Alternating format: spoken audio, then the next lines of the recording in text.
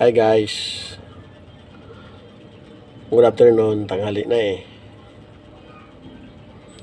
So guys, may kwento na naman ako sa inyo. Mayroon taga ron sa amin sa Bicol na mahiling magnunok ng santol.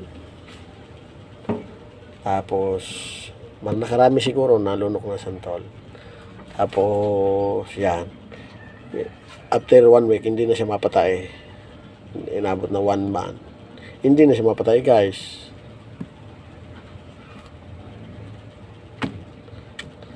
Tapos nagpasya na yung magulang niya na dalhin siya sa ospital at para pa-check up sa doktor.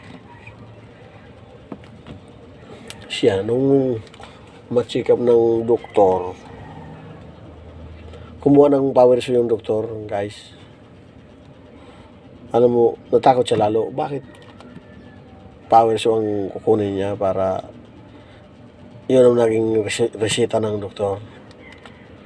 Kailangan daw biyakin nandyan, puputulin yung kahoy na santol. Dahil tumubo na pala yung mga nilunok niyang butong santol guys.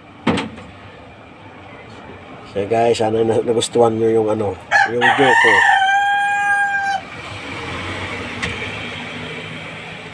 Shoutout pala sa mga kababayan ko dyan sa Bicol, especially dyan sa mga kinakapatid ko.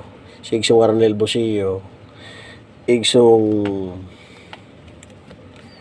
sino pa?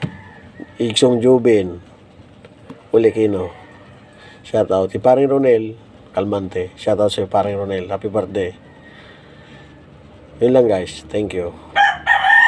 Ingat kayo palagi sa Bicol.